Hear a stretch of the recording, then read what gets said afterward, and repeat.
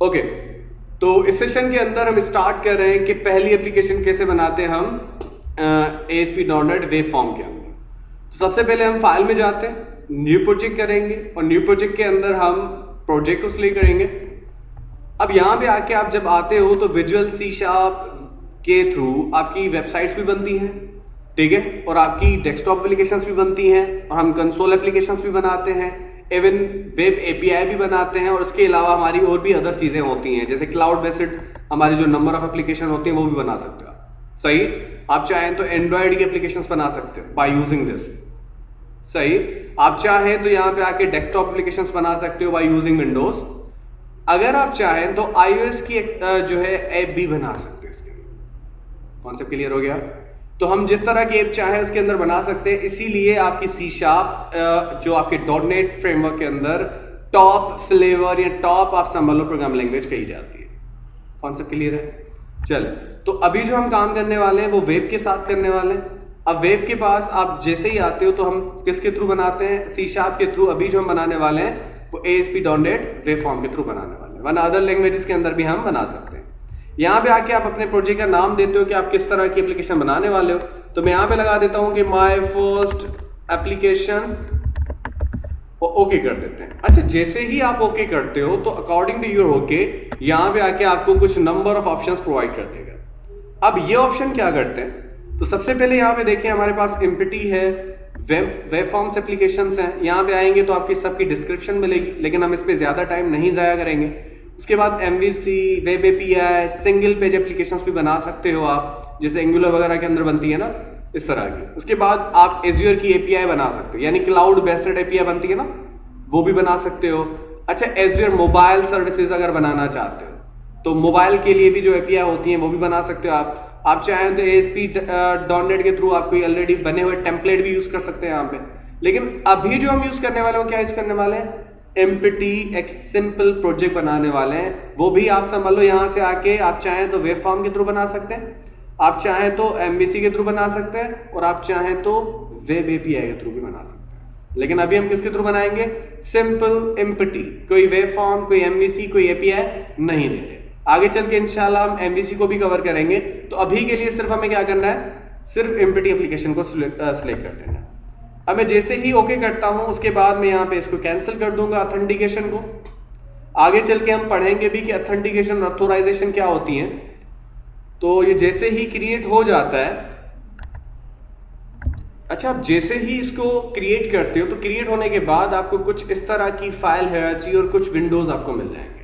तो यहाँ पे आप आएंगे तो आपको राइट तरफ से एक सॉल्यूशन एक्सप्लोर मिलेगा, बिल्कुल बॉटम में प्रॉपर्टीज मिलेंगी। प्रॉपर्टीज ये आपके सारे कंट्रोल्स की होंगी, जैसे किसी फॉर्म की प्रॉपर्टीज हो गई, किसी इनपुट को हम रखते हैं, किसी बटन को रखते हैं, उसकी प्रॉपर्टीज और उनके ऊपर जो भी नंबर ऑफ इवेंट क्रिएट होंगे वो सारे यहाँ पे आपको शो हो जाएंगे।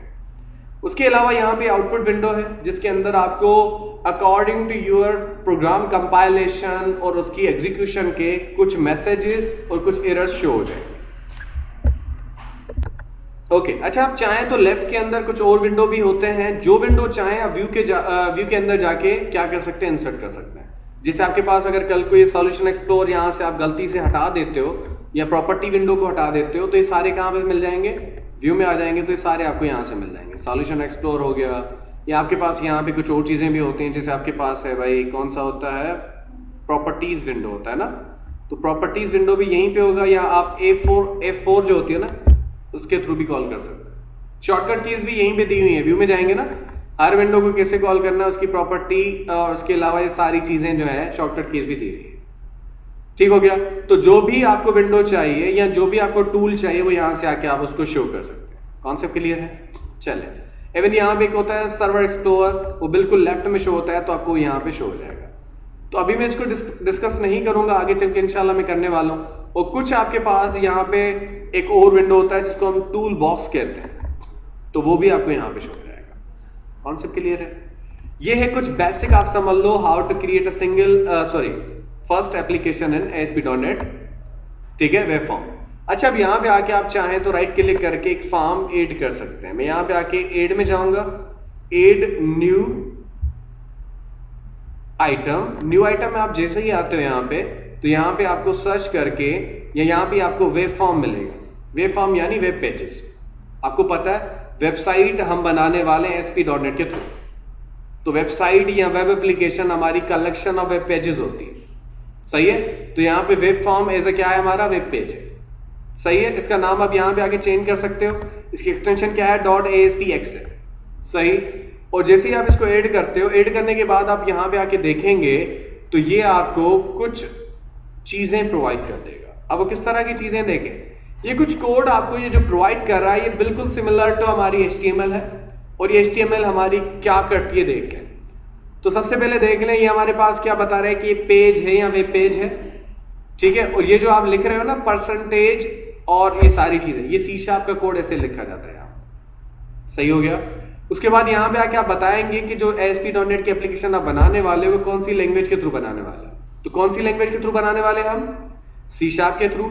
अच्छा, अब यहाँ पे आके ऑटो इवेंट वायर, कल को हम इसी समझ लो फॉर्म के ऊपर कुछ नंबर ऑफ कंट्रोल देने वाले हैं। अब उन कंट्रोल्स के अंदर हम इवेंट क्रिएट करते हैं। आपने जावास्क्रिप्ट वगैरह पढ़ी होगी तो उसके अंदर क्या होता है, on click, on mouse over, ये इवेंट होते हैं ना। तो यहाँ पे एक्चुअल में होता क्या है, यहाँ पे एक होता है डिजाइनर कोड, एक होता है बैकएंड का कोड, दोनों अलग होते हैं, सही है। तो आपको यहाँ पे डिजाइनर को या डिजाइनर के ऊपर जितने भी कंट्रोल हैं उनको क्या करना है, ऑटो वायर अप करना है। किसके साथ, जो भी कोड के ऊपर इवेंट क्रिएट हो रहा है। Concept clear. कल को हम बटन बनाएंगे, डबल क्लिक करेंगे तो एक इवेंट क्रिएट होगा, और वो आपका इवेंट हम चाहते हैं इस डिजाइन के साथ ऑटो क्या हो जाए, वायर अप हो जाए, सही है। हमें कॉल करने की जरूरत ना पड़े कि जैसे गेट एलिमेंट बाय आईडी करते थे, है ना, कि आपको वहां पे मेथड जाके कॉल करना पड़ता था। ये वाले सीन नहीं होते यहाँ पे। तो हम डिजाइन को और बैकएंड को ऑटो क्या कर रहे हैं, वायर अप कर रहे हैं। अब आपको बताना है कोड बिहाइंड, यानी हमारा ये जो डिजाइन है अभी, इस डिजाइन के ऊपर जो फंक्शनलिटी देने वाला है वो कौन सा कोड है। तो देखें कौन सा, यानी कौन सा पेज है जिस पे हम क्या करने वाले हैं, इस डिजाइन की फंक्शनलिटी देने वाले हैं। तो अभी ये डिजाइन होगा ना इसके ऊपर, अब इस डिजाइन पे जो फंक्शनलिटी आएगी वो यहां से आएगी, सही है, जिसका नाम क्या है, इसी जो आपने अभी वेब फॉर्म 1 बनाया था ना, उसी को लास्ट में .C#, क्योंकि हम C# के थ्रू बना रहे हैं, तो एक पेज आपको यहीं पे बन जाएगा, मिल जाएगा। देखें वेब फॉर्म के नीचे क्या शो हो रहा है, ये वाला पेज। ये कुछ कोडिंग आपको सिमिलर टू C# नजर आ रही है। तो उस डिजाइन पे, ये आपकी डिजाइन है, सॉरी ये वाली, ये डिजाइन है ना, इस डिजाइन पे जो फंक्शनलिटी आने वाली है वो किसके थ्रू आने वाली है, इसके थ्रू।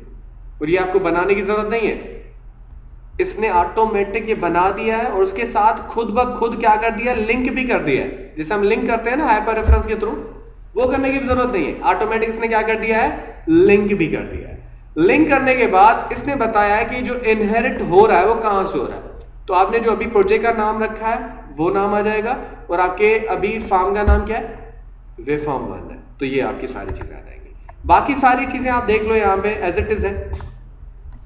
आपने XML नहीं पढ़ी, XML का यहाँ पे नेम स्पेस है सिंपल सा, उसके अंदर आप कोई भी डमी URL दे सकते हो, आपकी मर्जी है। आप चाहे तो इसको हटा भी दें तो कोई फर्क नहीं पड़ता, लेकिन कल को हमें कुछ XML के साथ भी क्या करना है, काम करना है, तो इसको रहने ही दें, तो आगे चल के आपको थोड़ा बहुत काम आ जाएगा। उसके बाद यहाँ पे सारे कंट्रोल जो हम यूज कर रहे हैं ये होंगे HTML के अंदर, लेकिन ये HTML के कंट्रोल नहीं है।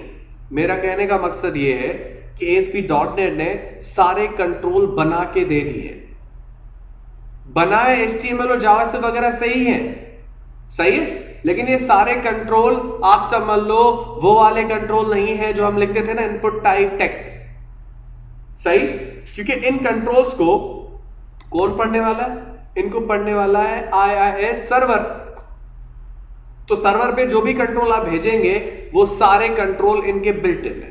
अभी आप समझ लो ये जो सारे नंबर ऑफ कंट्रोल आपको लेफ्ट में शो हो रहे हैं ना टूल बॉक्स के अंदर, ये सारे कंट्रोल किसके बनाए हुए हैं, ASP वालों के बनाए हुए हैं, जिनको हम यूज कर रहे हैं। इवन देखिए फॉर्म हम बनाते थे तो उसके अंदर भी क्या लिखा हुआ है, रन एट सर्वर, यानी ये फॉर्म कहां चलेगा, सर्वर पे चलेगा।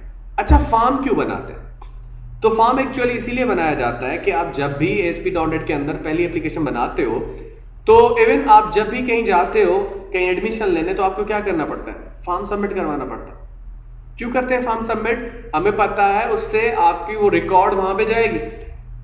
यानी उस इदारे या उस इंस्टीट्यूट के अंदर जहां पे आप जॉब के लिए फॉर्म सबमिट करवाते हो या एडमिशन के कोई लेना चाहते हो यूनिवर्सिटी वगैरह के अंदर, तो आप फॉर्म सबमिट करवाते हो। एज इट इज आप जब भी ऑनलाइन फेसबुक पे साइन अप करते हो, यूट्यूब पे साइन अप करते हो या आप लॉग इन करते हो, तो हर साइन अप, हर लॉग इन पे एक फॉर्म सबमिट होता है। क्या सबमिट होता है? एक फॉर्म। यानी आपका यहाँ पे जो बटन का क्लिक होता है ना साइन अप का, जैसे आपने साइन अप की चीजें दे दी और जैसे ही साइन अप के बटन पे क्लिक करते हो तो आपका पूरा data as a form submit होता है। किसको? डेटाबेस को।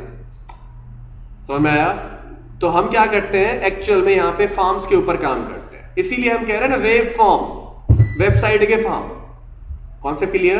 तो वेब पेजेस या वेब फॉर्म्स का ऐसे काम होता है।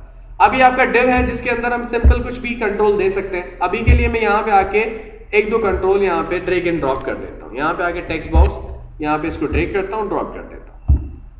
आप चाहें तो और भी नंबर ऑफ कंट्रोल्स को यहाँ पे ड्रैग एंड ड्रॉप कर सकते हो, जैसे बटन हो गया, ठीक है। आप चाहें तो यहाँ पे ब्रेक वगैरह होता है ना, ब्रेक भी कर सकते हो, ठीक है। उसके बाद यहाँ पे आके कुछ और चीजें जैसे बटन हो गया, बटन भी दे देते हैं और बटन को मैं यहाँ से आके ड्रैग एंड ड्रॉप कर दूंगा। बटन, अच्छा आपको बनाने की जरूरत नहीं है, ड्रैग ड्रॉप कर सकते हो, आप चाहें तो बना भी सकते हैं। लेकिन एक चीज नोट करें, यहां पे क्या आ रहा है? ASP text box. पहले हम कैसे लिखते थे? Input type text. अब क्या आ रहा है? ASP text box. यानी हम जो भी कंट्रोल बना रहे हैं वो ASP के कंट्रोल। Concept clear? और उसकी आईडी हमने क्या रखी है? ये बिल्ट इन मिली है, आप चाहें तो चेंज कर सकते हैं।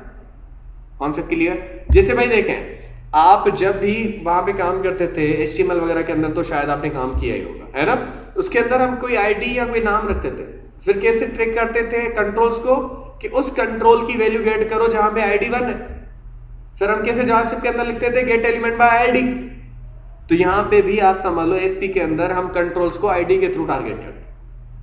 तो आईडी आप चाहें तो अपनी भी दे सकते हैं, आप चाहे यही रहने दें। इवन ये अपना खुद भी बना सकते हो, ASP टेक्स्ट बॉक्स आप खुद भी टाइप कर सकते हो, मर्जी है आपकी। चाहे तो टेक ड्रॉप कर ले, चाहे तो खुद लिख दे, लेकिन ASP जरूर लिखना है। सही हो गया?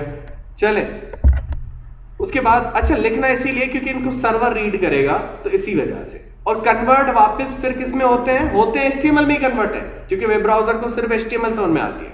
ये पहले सर्वर के पास समझ लो ASP के as a server side control जाएंगे, वहां पे सर्वर इनको रीड करेगा, इनसे डेटा लेगा, डेटा लेने के बाद इसको वापस फिर किस में कन्वर्ट करके भेजेगा? HTML में। अब बात समझने की कोशिश करें, रिक्वेस्ट जाती है ना सर्वर के पास, रिक्वेस्ट जाएगी तो सारे कंट्रोल सर्वर रीड करेगा। रीड करने के बाद जो भी आपका समझ लो आउटपुट होगा, या इनसे डेटा लेना है या इन पे ऊपर डेटा शो करना है, वो फिर सारे कंट्रोल किस में कन्वर्ट हो जाएंगे? HTML में कन्वर्ट हो जाएंगे। मैं समझाता हूं कैसे। उसके बाद अभी अगर आप इसको एग्जीक्यूट करते हो, तो एग्जीक्यूट होने के बाद आपका क्या होता है ये देख लें। आप किसी भी आप समझ लो वेब ब्राउजर्स के थ्रू इसको एग्जीक्यूट कर सकते हो। ये 13 ओके। अच्छा यहाँ पे देखिए, हमने ब्रेक जो लिखा है, शायद ब्रेक के अंदर हमने कोई मिस्टेक की है। यहाँ पे देख लें, ब्रेक जो हमने लिखा था ना, वो कुछ आगे पीछे हो गया, राइट? BR और यहाँ पे, तो इसी वजह से। अच्छा यहाँ पे कुछ कहीं पे भी आपका इनपुट खराब, या आप समझ लो खराब बोल रहा हूँ, गलत लिख देते हो, तो क्या हो जाएगा? ये आपकी मॉडिफिकेशंस करके आप चला सकते हो। अच्छा एक और चीज भी है, मेरा कहने का मकसद ये था कि अगर आपका इनपुट गलत लिख देते हो या कोई टैग गलत देते हो, तो आपको वार्न करेगा तो कि सही से टैग दें। सही है? HTML के ऊपर भी आपको टारगेट करेगा कि ये कंट्रोल, ये इनपुट आपने गलत लिखा। सही है? मैं इसको फिर से चलाता हूँ और आप इसको देख लें कि इसका आउटपुट क्या आ रहा है। अच्छा ये अब आपके पास आउटपुट शो हो जाएगा। अच्छा यहाँ पे देखें, अगर मैं राइट क्लिक करके इसको इंस्पेक्ट एलिमेंट करूं, तो ये सारे कंट्रोल सर्वर से रीड होके वापस कहां पे शो है? वेब ब्राउजर्स के ऊपर ना। तो वेब ब्राउजर के ऊपर जैसे ही कंट्रोल शो होगा, तो एक्चुअल में ये कन्वर्ट होके आपको शो हो जाएगा। किसके अंदर? बॉडी में जाएं, फॉर्म के अंदर जाएं, आपको ये सारे कंट्रोल इस डिव के अंदर मिलेंगे। और ये देखें इनपुट टाइप बन के आ गए। समझ में आया? तो हमारे एक्चुअल में जो यहां से गए थे वो सर्वर के कंट्रोल थे, सर्वर ने इनको पढ़ा, इनके ऊपर जो ऑपरेशन करने हैं या करेगा जो कल को, करने के बाद ही वापस किसमें? HTML में आपको आउटपुट देता है। क्योंकि वेब ब्राउजर्स को सिर्फ क्या समझ में आता है? HTML। कॉन्सेप्ट क्लियर हो गया? अच्छा एक और चीज, जब भी आपके पास ये चलता है प्रोग्राम, सबसे पहले लोकल होस्ट आता है। लोकल होस्ट अभी क्योंकि हम अपने लोकल कंप्यूटर पे ट्राई कर रहे हैं, कल को आपकी डोमेन की होस्टिंग होगी, यानी आप समझ लो वेबसाइट की होस्टिंग होगी, तो आपको एक डोमेन मिलेगा, जैसे www.google.com। तो ऐसे ही आपको एक डोमेन मिलेगा। उसके बाद पोर्ट आती है। पोर्ट अभी हम जिस समझ लो कंप्यूटर पे चला रहे हैं उसके ऊपर IIS इंस्टॉल्ड है, तो वो इंस्टॉल्ड जो हमारा सर्वर है वो अपनी पोर्ट एक बनाता रहता है, और वो डायनामिक है, कॉन्स्टेंटली एक नहीं रहती। सही है, हर 2-3 एग्जीक्यूशंस के बाद या एक एग्जीक्यूशन के बाद चेंज होती रहती है। अब कौन सा प्रोग्राम आप चला रहे हो उसका अब आप समझ लो यहाँ पे क्या आ रहा है, पाथ आ रहा है। सही है। अच्छा, अब ये पाथ तो शो हो रहा है, कल को हम क्या कर सकते हैं, इसको भी छुपा सकते हैं, ठीक है, बाय यूजिंग राउटिंग और समथिंग। सही हो गया। चले, ये था कुछ बेसिक कॉन्सेप्ट जिसके थ्रू हम क्या कर रहे थे कि हम एक पहली एप्लीकेशन विद ऑल ऑप्शंस हम यूज कर रहे हैं। चले नेक्स्ट में मिलते हैं।